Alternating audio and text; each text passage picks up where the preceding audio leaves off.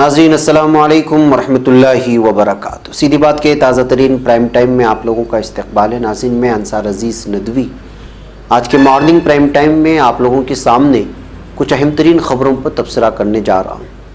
पहली ख़बर में आप लोगों को मैं बताऊँगा कि किस तरह आप सल्लल्लाहु अलैहि वसल्लम के ख़िलाफ़ नाजेबा जुमले इस्तेमाल करने की वजह से एक शख्स को और शिकायत करने वाले को पुलिस ने गिरफ़्तार किया है।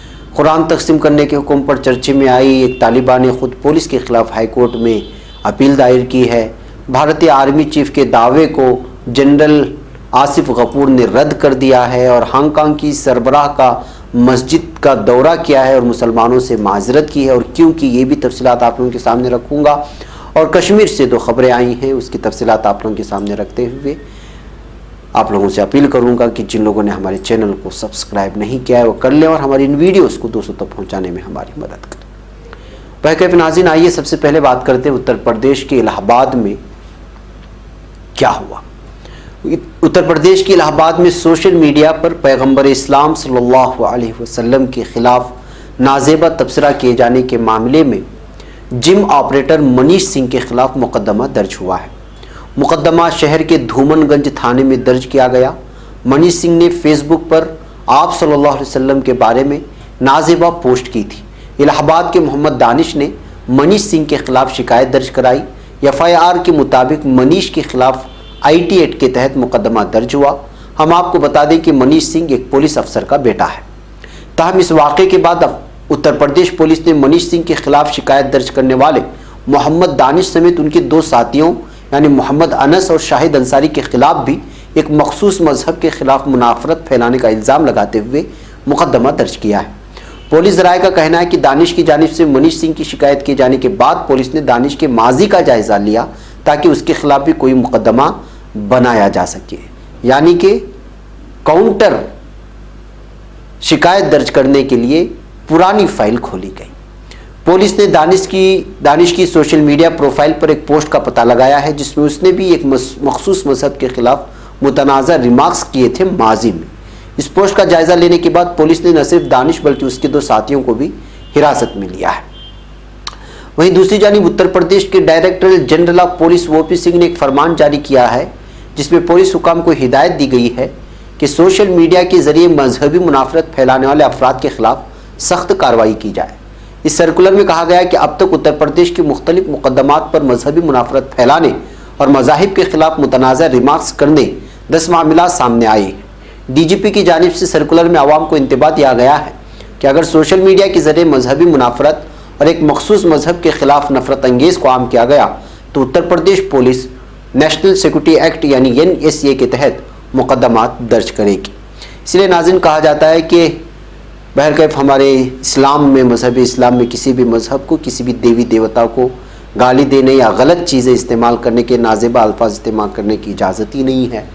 बहरकैफ जो भी मामलात इस वक्त पेश आ रहे हैं मुसलमानों के मसाजिद को या उनके चीज़ों को लेकर के जो बातें सामने आ रही हैं, इस वक्त कमलेश तिवारी के कत्ल के बाद भी ये मामला लगातार मुसलमानों के ख़िलाफ़ सोशल मीडिया में ट्विटर वगैरह में भड़काने की कोशिश की जा रही है। ऐसे हालात में हमारी भी जिम्मेदारी बनती है कि हम एक ज़िम्मेदार शहरी बनते हुए किसी मखसूस मजहब को जो है गाली गलौज न करें और ना ही इस तरह की किसी फितने में पड़े ताकि पुलिस को मौका मिल जाए आपके ख़िलाफ़ किसी भी किस्म की कार्रवाई करने का और मुकदमा दर्ज करने का।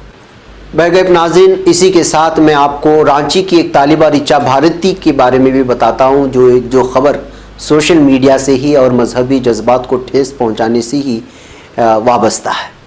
सोशल मीडिया पर मुबैना तौर पर मजहबी जज्बात को ठेस पहुँचाने वाली पोस्ट की वजह से निचली अदालत से कुरान तकसीम करने के हुक्म को लेकर चर्चे में आई 19 साला तालिबा रिचा भारती ने उनके खिलाफ साजिश करने के लिए कई पुलिस अफसरान और 17 दीगर अफराद के खिलाफ मामला दर्ज करने की हिदायत देने की झारखंड हाई कोर्ट से गुजारिश की है। रिचा ने अर्जी दाखिल करके एडिशनल पुलिस सुपरिटेंडेंट देही और पेटोरिया थाना इंचार्ज पर मुकदमा दर्ज करने के लिए हिदायत देने की गुजारिश की। इनके खिलाफ फेसबुक पर फहश पोस्ट करने वाले 17 लोगों पर भी FIR दर्ज कराने की गुजारिश हाईकोर्ट से की है। अर्जी में कहा गया है कि उनके खिलाफ फेसबुक पर कई लोगों ने फहश तबसरा किया है।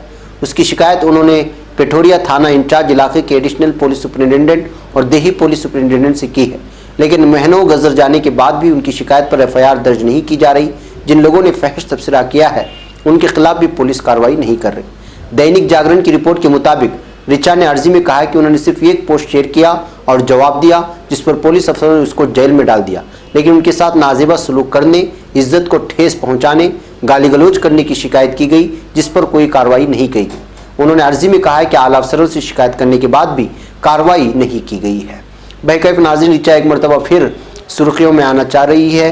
اس کو اس کی غلطی کی وجہ سے جب اس نے قرآن کریم کے سلسلے میں نازیبا چیزیں بیان کی تھی فیس بک میں پوسٹ میں، تو اس وقت تعدیبی کارروائی کے تحت کورٹ نے ان کو قرآن کریم تقسیم کرنے کی سزا سنائی تھی، قرآن کریم تقسیم کرنے کے لیے کہا تھا۔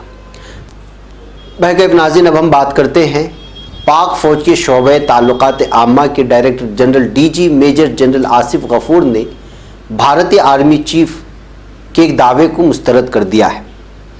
جی ہاں، ان کا کہنا ہے کہ کشمیر جو کہ پاکستان کے زیر انتظام ہے، وہاں پر ٹریننگ کیمپ تباہ کرنے کا دعویٰ ہندوستانی فوج کی جانب سے مایوس کن ہے، جبکہ کشمیر میں کوئی کیمپ ہی نہیں تو کارروائی کیسی؟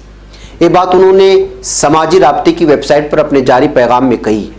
تفصیلات کے مطابق پاک فوج نے ایک بار پھر بھارت کو کہا ہے کہ انہوں نے جھوٹ کہا ہے۔ اس حوالے سے DGI SPR نے اپنے ٹویٹر پیغام میں کہا ہے کہ بھارتی آرمی چیف کا 3 کیمپ تباہ کرنے کا دعویٰ افسوسناک ہے۔ بھارتی آرمی چیف بہت اہم عہدے پر فائز ہے۔ بھارتی عسکری قیادت کے اس طرح کے جھوٹے دعوے خطے کے لیے خطرہ ہیں۔ DGI SPR کا مزید کہنا ہے کہ پاکستان کے زیر انتظام کشمیر میں کوئی کیمپ ہی نہیں تو کارروائی کیسی ہوگی؟ بھارتی سفارت خانہ غیر ملکی سفیروں اور میڈیا کے ساتھ دورہ کر لے اور اپنے آرمی چیف کا دعویٰ ثابت کر کے دکھائے۔ اس طرح کا دعویٰ پاکستانی آرمی چیف کی جانب سے کیا جا رہا ہے۔ ناظرین، آپ کو معلوم ہونا چاہیے کہ گزشتہ کل بھارتی فوج کی جانب سے پاکستان کے زیر انتظام کشمیر میں حملہ کر کے پاکستانی فوجیوں کو ہلاک کرنے کا دعویٰ کیا تھا اور کئی آرمی کیمپ کو نشانہ بنانے کا بھی دعویٰ کیا تھا، لیکن اس دعوے کو پاکستانی جنرل نے اس وقت مسترد کر دیا ہے۔ بہرکیف کیا سچ ہے یہ زمینی سطح پر جانے کے بعد ہی پتہ چلے گا، لیکن اس طرح کی خبریں وہاں سے تردید ہونا، یہاں کی تردید ہونا، وہاں سے جب یہاں حملہ ہوتا ہے تو یہاں کی فوج اس کی تردید کرتی ہے، جب یہاں سے وہاں حملہ ہوتا ہے تو وہاں کی فوج تردید ہوتی ہے۔ اس طرح کے معاملے سامنے آتے ہی رہتے ہیں۔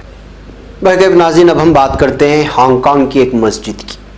ہانگ کانگ حکومت کی سربراہ کیری لیم اور پولیس کے سربراہ نے شہر کی سب سے بڑی مسجد کا دورہ کیا ہے۔